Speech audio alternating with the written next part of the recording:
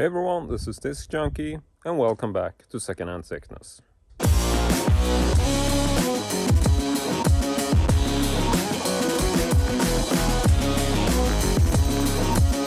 for today's video, I thought we would go check out a secondhand shop, which I actually found through a Facebook post. I know that, the secondhand and sort of flea market season hasn't really begun here yet. And this means that I'm checking out much more stuff on Facebook, a lot of things on Facebook Marketplace, Swedish eBay, things like that. And I try to come up with a bit of content that way in case I do find some curiosities and odd finds that I feel are worth sharing. But today I did stumble over a Facebook ad for a secondhand shop on the countryside. So I thought I would actually go over there because I thought that the images looks kind of interesting, and we're gonna see if we can find something in this shop. So without further ado, let's just jump in a car and see what it looks like. Det är hela tiden andra saker att göra och då lägger det åt sidan. Jag ska få dig att ta tag i det här. Det här mötet med dig. So just pulled up to a house with a second-hand shop sign. So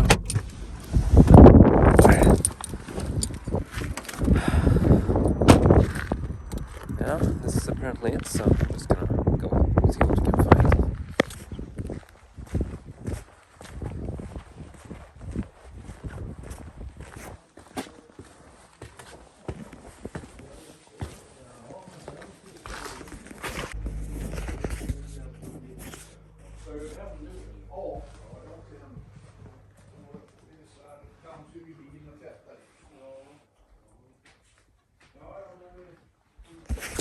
Alright, so just a quick stop there, but actually had quite a nice time. As it turned out, this guy who was owning the shop is essentially a guy who used to work in an old pornographic video store back in the day. He didn't have too much stuff of that laying around, but he did mention that he actually had like vintage magazine and potentially some videotapes and stuff in that category. And as you know, I am a collector of vintage erotica, so we actually exchanged some info, and I told him that I will be very happy to come back here and check out what he got once he has essentially sort of found the stuff, because he has everything in boxes. So yeah, this might actually be a really good connection, so looking forward to see where this goes. But I did also pick up a couple of items from his shop, so we will be checking those out in a little bit. Let's just hit the road again. Alright, so I was just about to head home, but then I just saw a sign that said secondhand or yard sale, and I stumbled over this. And I mean, this kind of stuff looks promising, so yeah, gotta go check out those sheds.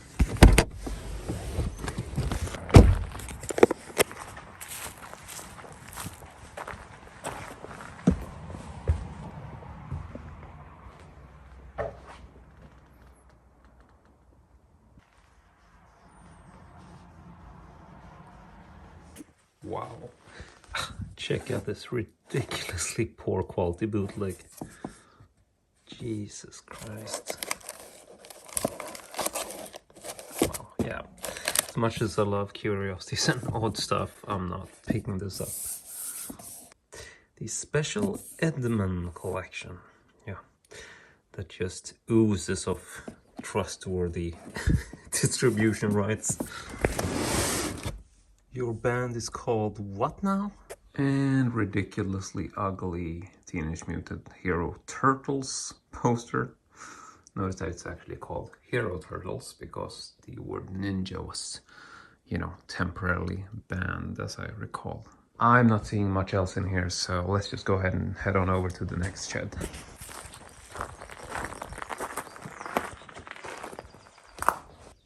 And I gotta be honest, this looks like it's just totally junk, but I should never overlook a stack of vinyl records, I suppose. There's a very strange and framed picture of nothing. I gotta be honest, that was pretty pointless, but now I checked it out. So without further ado, I'm just gonna drive back and then we are going to check out today's finds. Alright, so I am back in the man cave. I've set up today's finds on my reviewing table, and today there are actually only 2 pickups.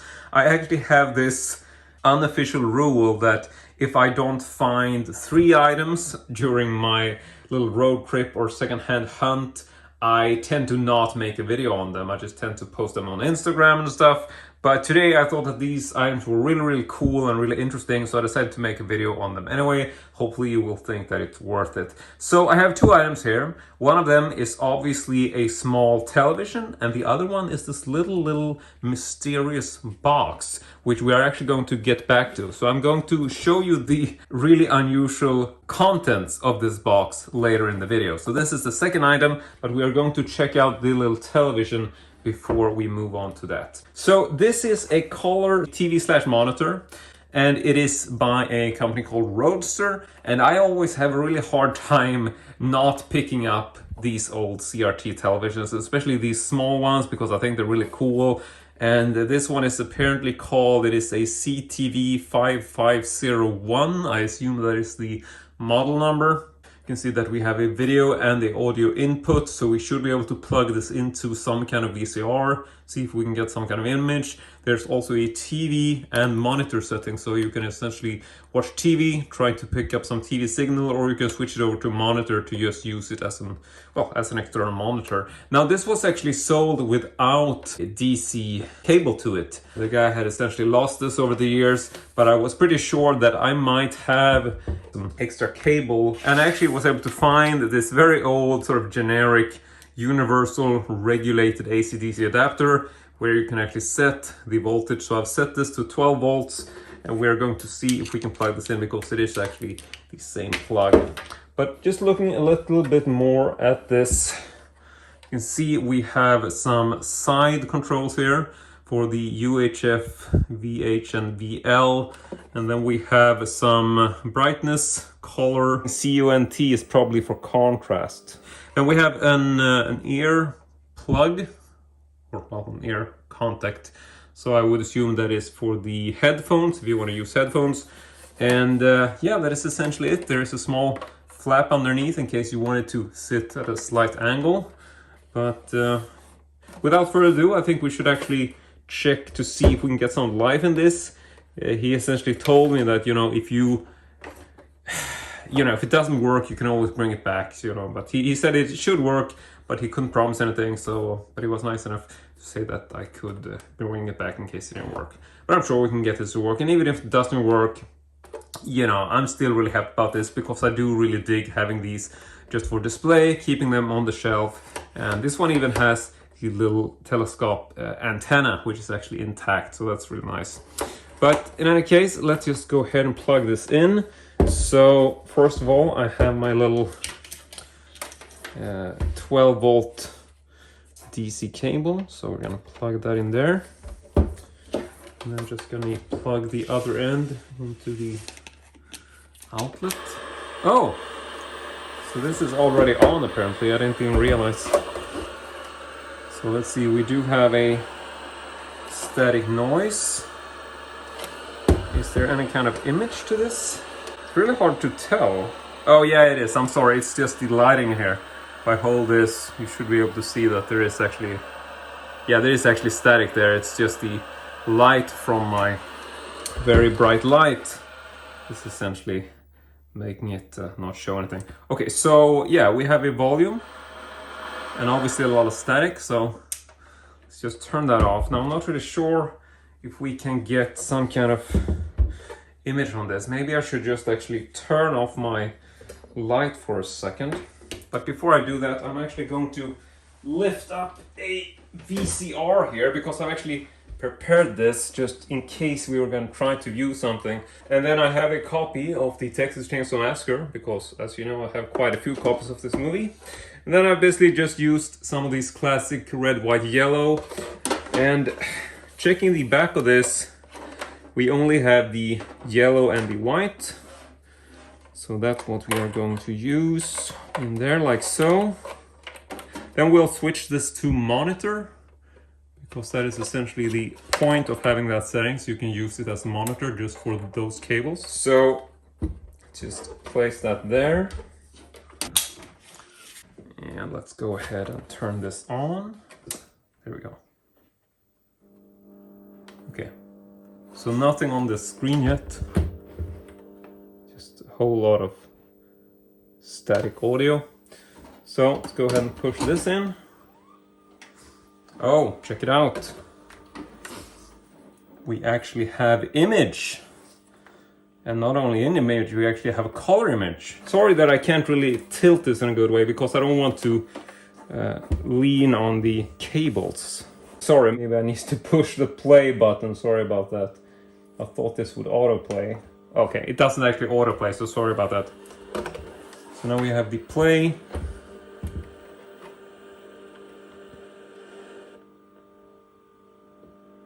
Let's try to get some bit of volume on this.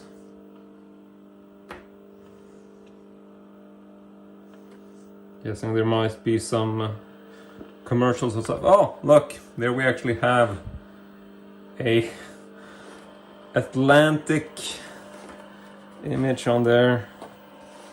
Let's see, how is the coloring on this? I'm not really sure what I'm doing. I'm just turning knobs. Here we can also do a bit of the brightness. Not sure if you can see. Yeah, we can actually change that a bit. All right, so there we actually have a Vortex Henkel Hooper production. This is obviously probably a bit flickery for you guys because, let's see if we can hear this at least. The film which you are about to see is an account of the tragedy which befell a group of 5 youths. Right. In particular, so there we have it. There we have the opening scroll for the Texas Chainsaw Massacre. It is all the more tragic in that they were young. That is pretty fucking sick. They lived very, very long. Now I'm not going to play too much of this because I don't want to get any sort of copyright issues. But now we know that this actually works. It is a fully functional color TV monitor. And I love the fact that this is so small, it actually works. The image is quite a bit sort of, I don't know what you would say, like there is a bit of distortion on the image. Then again, I don't know if this is because of the monitor or because of the tape, because the tape is also, you know, fairly old, so it's really hard to tell. But yeah, the monitor is definitely working, and I don't know if we have, I don't know if it died on me now. Oh, sorry, we just have the opening scene, so we should be getting lots of flashes soon, I think. Yeah, there we go. Yeah, so that is really cool, but I'm actually going to turn this off now, because now we know that it works. So let me go ahead and stop this, like so. And yeah, so that is definitely a really fun find. He wanted 150 for this, which I thought was a little bit much.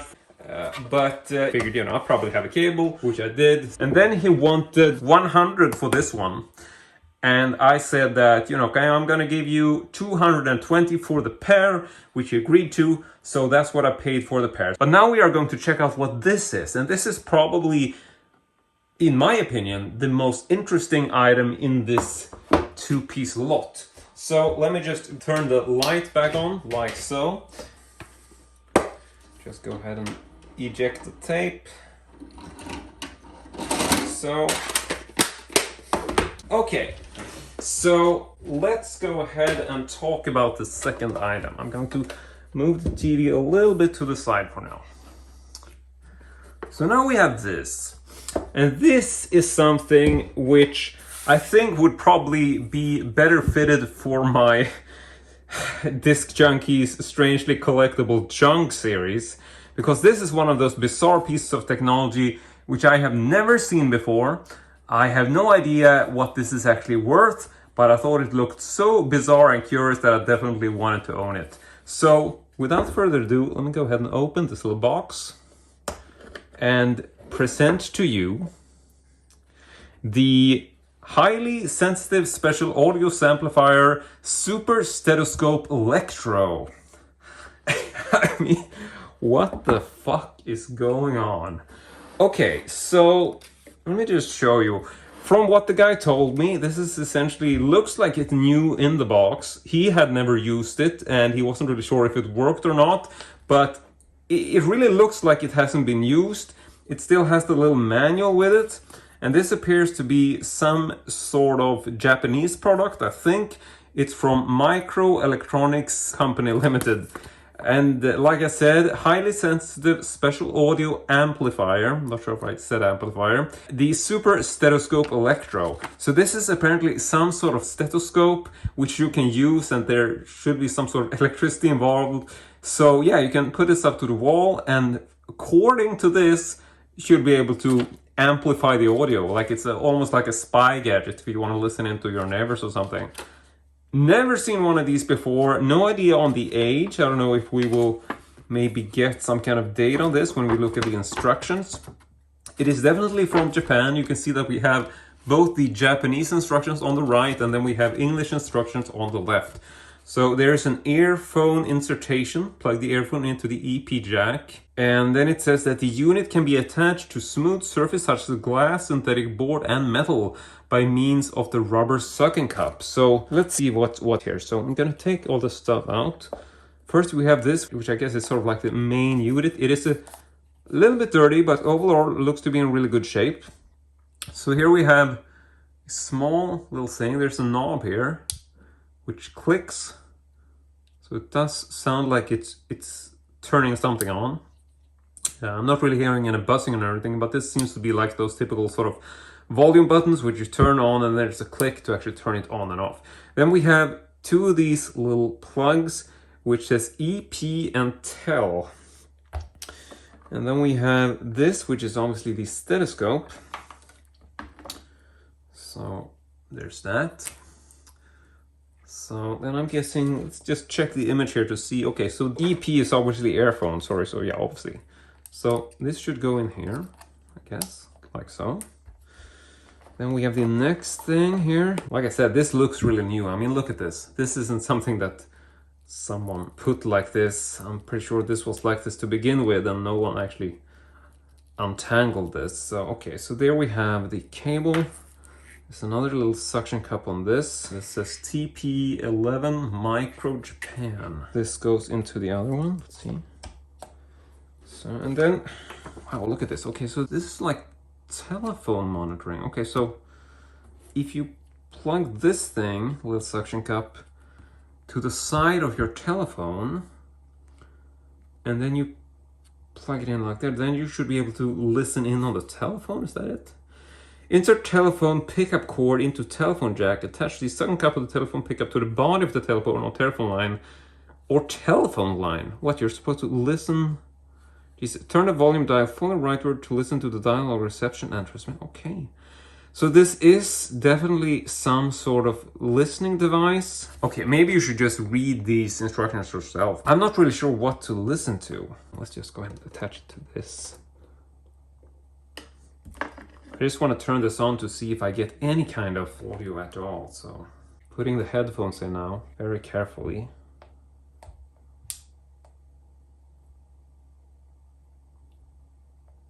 Okay, I gotta be honest, I'm not hearing anything at all. It is actually dead silence, so I'm not really sure if this is functional, but there is actually a little screwdriver with this. And I think, oh yeah, there's actually a section on this which says battery replacement. So this unit is equipped with a UM5 dry battery, 1.5 volts. Remove the screw on the side of the unit to remove the back cover. Replace the used battery with a new one. Place the cover. Okay. So just out of curiosity, let's go ahead and see. I have no idea what this kind of battery looks like, but I'm just gonna... Whoops, okay, see, there we go. So let's see if this opens up. Oh wow, okay. Check that out. Okay, the suction cup is a bit lost there. Okay, so this is the interior. Wow, this is like some spy shit. And yeah, there is actually a battery in here, which looks to be in good shape. Probably a very, very old battery. Let's see if we can... Wow. Everything looks so pristine and unused. Look at this. There's no sort of corrosion, there's nothing to indicate that this battery is actually used. But let's just take a pause here. All right, so I now stopped by my local sort of hobby shop or whatever, and I was able to find these batteries, which is the LR1 model. Now, I'm a bit uncertain, but I essentially Googled for the UM5 battery, which is the one I originally had for this little device, and as far as I can tell, the LR1 is a newer version of this battery, or the equivalent of this battery, because I don't think the UM5 is like a typical standard these days. Here is the new battery, so we are going to try and add this. So I'm just going to try turning this on.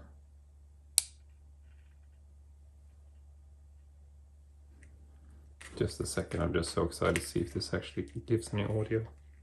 Wow, I don't know if you can hear this, but I am actually hearing static in these headphones. So I'm not sure if you're picking this up. I'm just going to hold this next to the mic.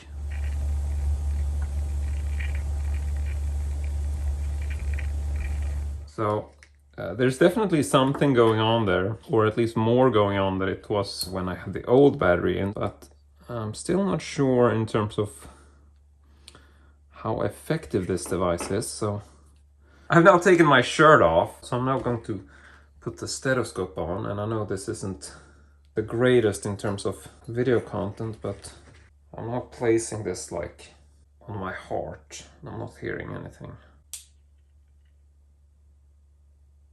Gotta be honest, I'm not really quite sure about this, because so far all I'm getting in the sort of audio department is basically noise. I'm not hearing like any heartbeats, unless of course I'm dead inside. That is also an option. So far I'm just getting a slight static from these headphones. I'm gonna try one more thing. This is in fact like a regular AUX port as far as I can tell. So I'm actually going to see if I have a headset which, like a modern day headset, which I can actually plug into this. Right, so I dug out a pair of headphones, connect this into the same port, like so. Give me a second to just put these headphones on. Well, I am getting like the same static. I gotta be honest, I'm not really getting anything from this, which is a real shame. So I'm not really sure if we are going to get into this. This might take a while to try and repair, so I'm not sure if I even can repair it. So I'm just gonna leave this as it is for now, regardless of which, like I said, I didn't pay much for it. I just paid 100 Swedish crowns thereabouts, which I think is a good deal. Hopefully I can repair it somehow, but for now it's I mean, it's not dead. It does give off some static, and maybe I don't really understand how sensitive or how this is supposed to work exactly. So yeah, we might get back to this. Let me know if you want me to make some kind of follow-up video on this, depending on if I manage to fix it or not. But just to place this back in the box now. It is a bit difficult to get this closed, I have to say. It is quite a tight fit, but it does work. So just a brief look at the outer box. There's no real markings on it, and there's no real indication of manufacturer or anything aside from what you just saw in the little instructions manual on the interior. So without further ado, I do believe that this is everything for today's video. I will say that I have actually been in touch with the guy whom I bought this from. The seller who had a little shop was actually kind enough to follow up with me. I essentially wrote him just the other day, because it's been a little while between what you see now and what you saw in the beginning of the video. There's essentially been a couple of days passing when I got the new battery and stuff, so I've been texting with this guy, and he essentially confirmed that he does have some Super 8 movies and some videotapes possibly, and just generally some boxes worth of vintage erotica. So I'm really interested to check out what else he has in stock for me, and I'm trying to, you know, just keep this an open communication, and hopefully this will be something that I will follow up in a future video. But that is it for today's video, and I want to say thank you very much for watching, and as usual, hope to see you all next time.